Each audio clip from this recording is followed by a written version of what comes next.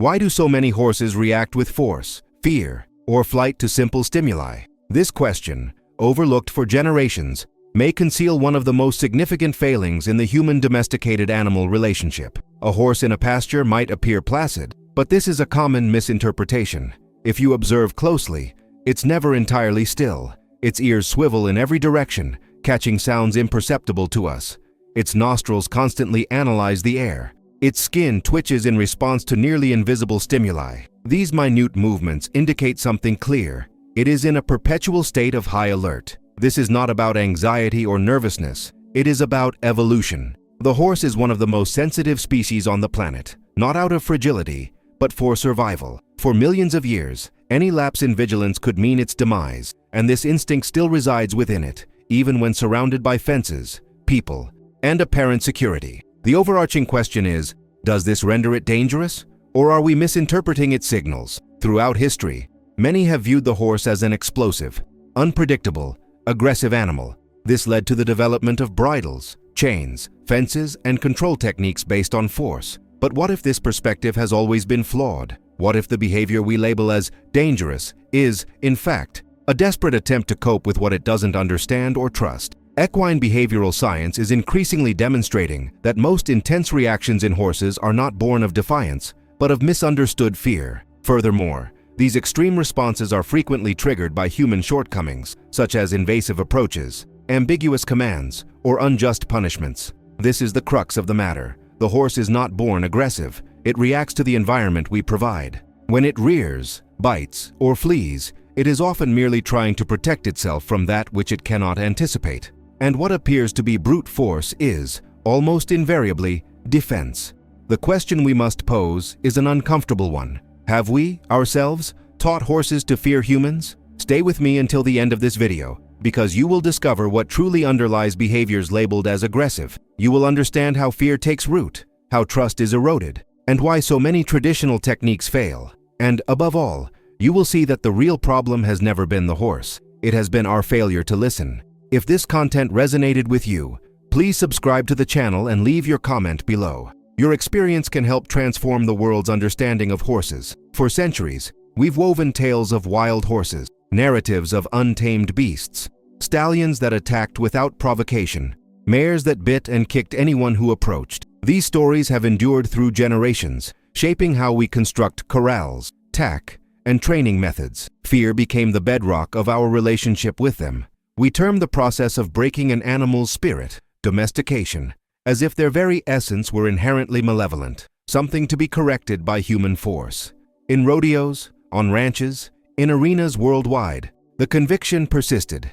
Horses are inherently dangerous. They require control, subjugation, domination, and so, for centuries, humans have employed whips, sharp spurs, bits that lacerate mouths, techniques of deprivation and exhaustion, all justified by a singular premise: they are wild, and wildness is combated with force. But modern equine behavior science tells a radically different story. Studies in ethology, animal neuroscience, and comparative psychology reveal something that should bring us to shame. Horses are not born aggressive. They are born sensitive, exquisitely sensitive. Their nervous systems are calibrated to detect threats with an almost preternatural precision. What we interpret as aggression is, in the overwhelming majority of cases, misunderstood fear. When a horse bites, kicks, or rears, it is not attacking out of malice or dominance. It is reacting to a perceived threat, whether real or imagined. It is communicating, in the only language its body knows: I am afraid. Leave me be. Do not harm me. The difference is stark. What we call an attack is, almost invariably, desperate self-defense. And this distinction changes absolutely everything. Researchers at the University of Sydney conducted fascinating experiments that bear this out. They divided horses into two groups. The first was trained using traditional methods: loud voices, abrupt movements, constant pressure, punishment for disobedience. The second group received training based on calm body language, positive reinforcement, patience, and an attunement to the animal's stress signals. They measured cortisol levels, the stress hormone, in both groups. The horses in the first group exhibited chronically elevated cortisol, tense body posture, constant resistance, and, yes, behaviors we might classify as aggressive. What about those in the second group? Stable cortisol, relaxed posture, genuine cooperation, and zero aggression. The same species, the same genetics. A radical difference in behavior. What changed wasn't the horse, it was the human. This leads us to an uncomfortable, yet necessary, conclusion. The aggression we see in so many domesticated horses is not nature. It is trauma. It is the biological response to environments where their emotional needs were ignored, where their signals of discomfort were punished instead of understood, where force supplanted communication. And here's the most disturbing part. We create precisely that which we claim to fear. We label the horse dangerous. We treat it as dangerous. And it, having no other choice but to defend its own survival, ends up reacting in a way that confirms our prejudice. It's a vicious cycle where ignorance fuels fear, fear justifies violence, and violence produces the aggression we use as proof that we were right all along. But what if we break this cycle? What if we start asking not, how do I control this dangerous animal? But, what is it trying to tell me? To understand why horses react as they do, we need to travel back in time, not decades, but millions of years, on the vast plains of prehistory, where grass stretched as far as the eye could see, and the horizon seemed infinite. The ancestors of modern horses developed a singular survival strategy: detect danger before it got too close. They didn't have sharp claws like great cats. They didn't have venomous fangs like snakes. They didn't have armor like armadillos. They possessed only one weapon: speed. And for speed to be effective, they needed something even more precious: reaction time. Every second of advance notice between perceiving a threat and beginning to flee could mean the difference between life and death. So, generation after generation, natural selection favored the horses that were more alert, more sensitive, more capable of reading subtle environmental cues. Those that were slow to react became prey. Those that reacted quickly passed their genes on. This evolutionary process sculpted not just muscles and bones, but the very equine brain. The amygdala, the brain structure responsible for processing fear, has become hyperactive in horses. It's as if they live with the fire alarm perpetually blaring, poised to shriek at the slightest whiff of smoke. When a horse perceives something unexpected, a sudden movement, a strange sound, a shadow that shouldn't be there, the amygdala doesn't waste time analyzing whether the threat is real or imagined. It simply commands, flee, now, immediately. This reflex, termed the fight-or-flight response by neuroscientists, occurs in mere fractions of a second, long before the rational part of the brain can even begin to process the situation. And here lies the crucial detail. This response is not a conscious choice. It is an automatic command, ingrained so profoundly in the nervous system that the horse has no voluntary control over it. It's akin to touching a hot stove and snatching your hand away before you're even consciously aware of the pain. Your body reacts before your mind makes a decision. Now, transport this animal, with its nervous system evolutionarily calibrated for open plains and tangible predators, into the modern human world. A world of confined spaces, metallic clangs, unpredictable movements, loud voices, unfamiliar objects. A world where it cannot flee when it feels fear, because it is trapped in a stall or tethered by a rope. A world where its attempts to communicate distress, ears pinned back, tense body, wide eyes, are either ignored or punished. What happens? The horse continues to do precisely what it was biologically programmed for. It tries to flee, and when it cannot flee, when all escape routes are blocked, its brain triggers survival's plan B: fight. It kicks, it bites, it rears, not because it is inherently aggressive, but because it is following the instruction manual etched into its DNA for millennia. A manual that dictates, when escape is impossible, defend yourself. And this brings us to the point that changes everything. When humans domesticated horses approximately 6,000 years ago, we did not alter their biology. We did not reprogram the amygdala. We did not switch off the alert system. We simply placed this prey animal, this plain survivor, into an entirely new context. And then we expected it to behave like a domesticated predator, like a dog that evolved alongside us and learned to read our intentions. But a horse is not a dog. Your brain still functions like that of a prey animal. The difference is that now, instead of wolves and lions, it must decipher humans. And we, in our arrogance, instead of learning its language, demand that it learn ours. Instead of creating environments that respect its biology, we try to force it to ignore millions of years of evolution.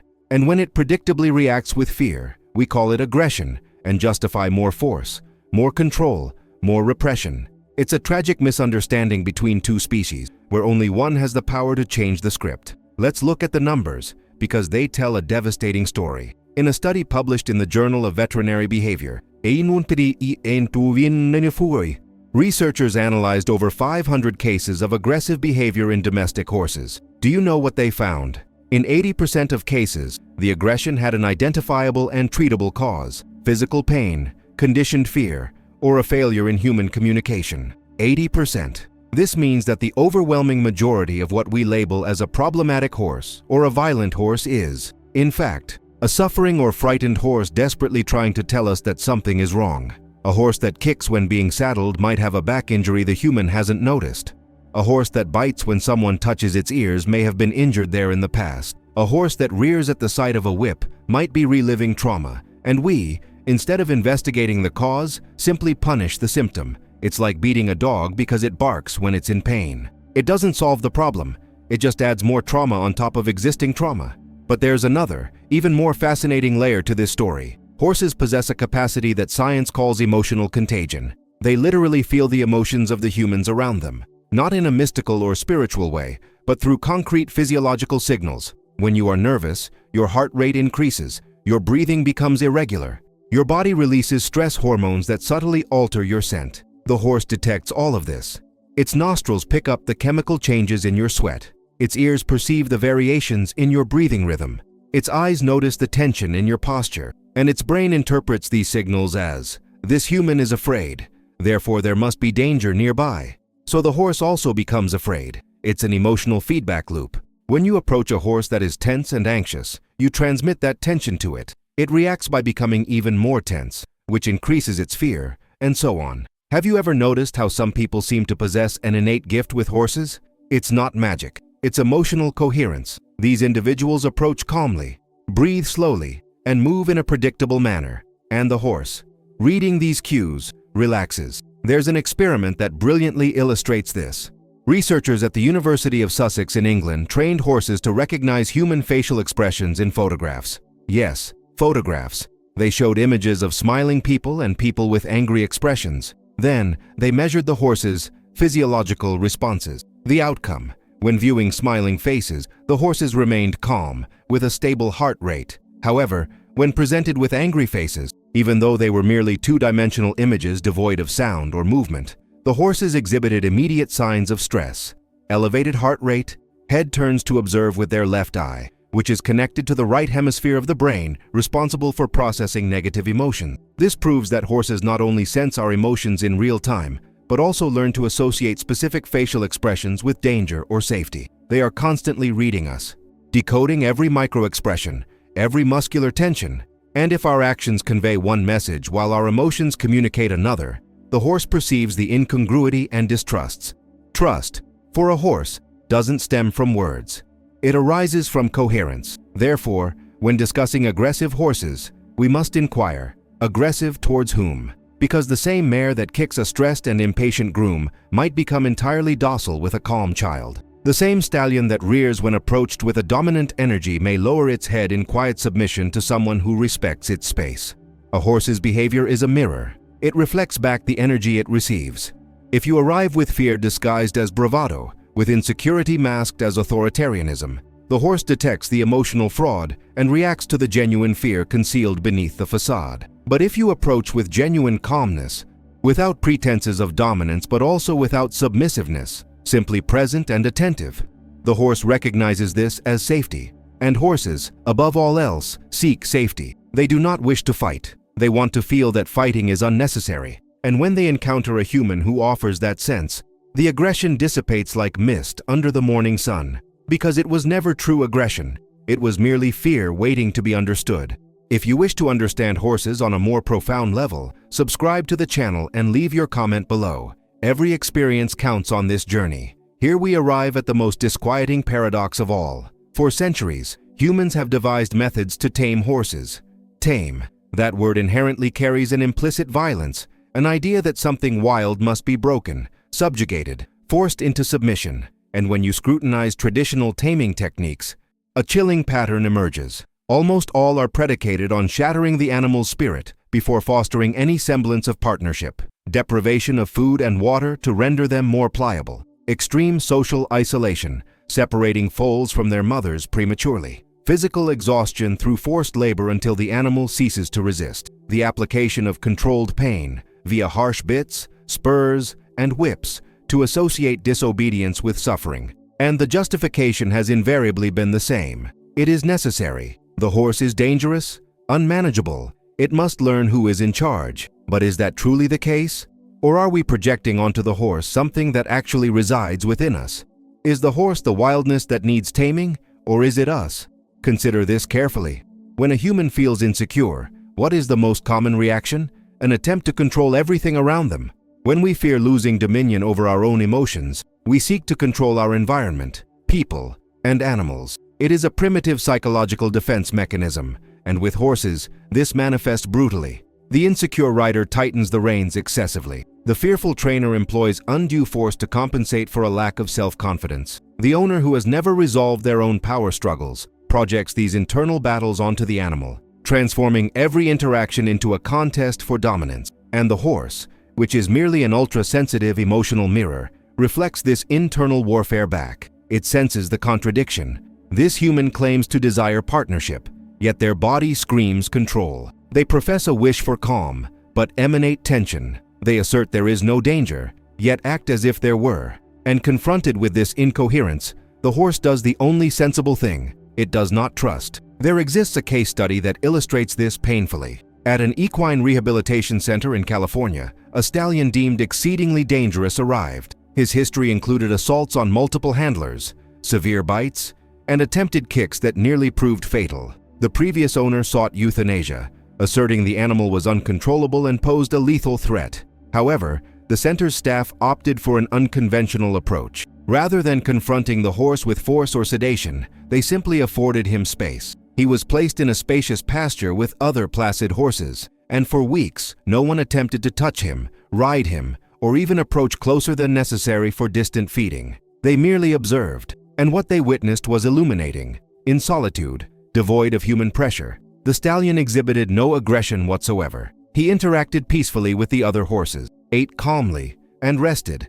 Aggression only manifested when humans attempted to compel interaction. Consequently, they initiated a different strategy. A trainer would sit near the pasture daily, avoiding direct eye contact, simply breathing slowly, reading a book. There was no agenda, no expectations, merely a tranquil presence. It took 3 weeks, but the horse began to approach, initially at a distance, merely observing, then drawing nearer, until one day, he nudged his muzzle against the trainer's shoulder. He did not bite, he did not lash out, he merely sniffed, investigated, and recognized safety. Within 6 months, that stallion, once branded a killer, was being ridden bareback, guided only by a halter and responding to subtle vocal cues and shifts in body weight. What had changed?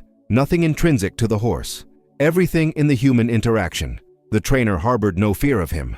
She had no agenda of domination. She was not at war with herself. And the horse, for the first time in his life, encountered a congruent human, someone whose external demeanor mirrored their internal state. Faced with this congruence, the need for defense simply dissolved. The case was meticulously documented, published, and utilized in animal behavior seminars. The conclusion is undeniable. The danger was never inherent in the horse. It resided in the relationship itself, in the chasm between two species where misunderstanding had escalated into conflict, and conflict into violence.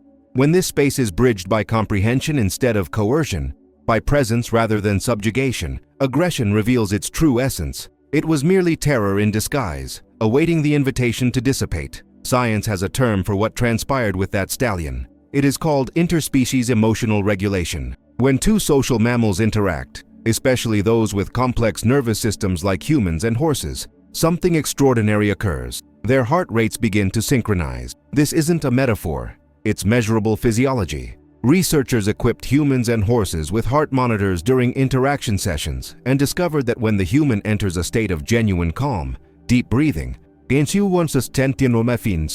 heart rate below 60 beats per minute, the horse's heart rate also begins to decelerate. Within minutes, the two hearts beat in near unison, and with this synchronization comes something more profound, a mutual sense of safety. The horse isn't merely obeying, It's regulating its own nervous system through the human's nervous system. It's using the other person's calm as an emotional anchor. This reveals a truth that should completely transform our relationship with these animals. Horses don't need to be broken. They need to be regulated. And they can only be regulated by humans who have first regulated themselves.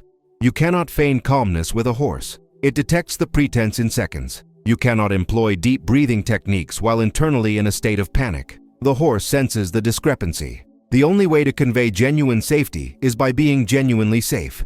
And here's the game-changing insight. Working with horses isn't about training the animal. It's about training yourself.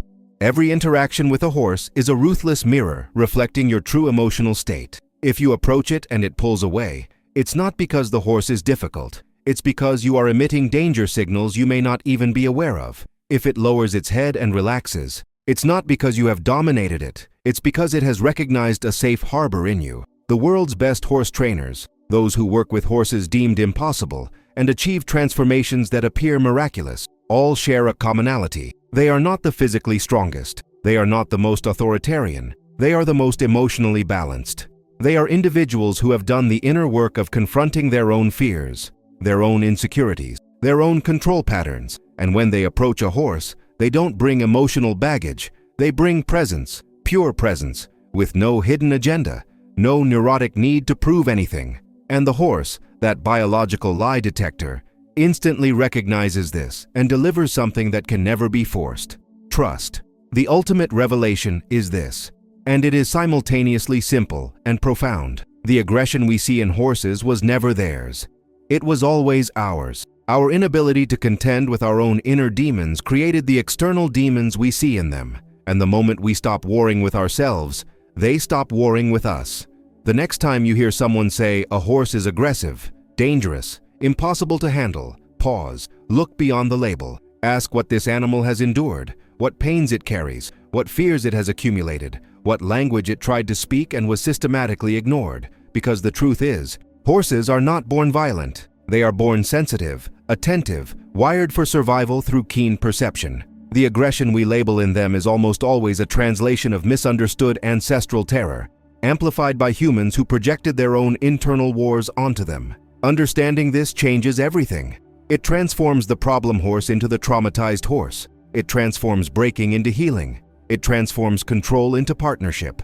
And more importantly, it transforms the relationship between two species from a battlefield into a sacred space of silent communication, where the true wild within us, the part that has not yet learned to trust, finally finds its mirror and its master in the creature we have always deemed inferior. The invitation that remains is simple, yet revolutionary. If you live with horses, or intend to one day, start not with the animal, but with yourself. Ask yourself, what is at war within me? What fears do I carry disguised as strength? What insecurities do I project as a need for control? Because the horse will show you the answers, with or without words, simply through the way it reacts to your presence. And if you have the courage to hear what it is saying, if you have the humility to accept that perhaps the problem was never its aggression, but your deafness, then something extraordinary can happen. Not just a transformation in the horse, but a transformation in you. Because understanding horses is, at its core, understanding what is still instinctive, unprocessed, wild within us. And when we finally stop trying to tame the world out there and begin to make peace with the world in here, the horses notice. And they, these silent masters of emotional language, finally let down their guard, rest their muzzles against your shoulder, and whisper without words. Now, yes, now you understand. Now we can walk together, not as tamer and tamed, but as two souls who have learned the secret language of mutual trust. Share in the comments.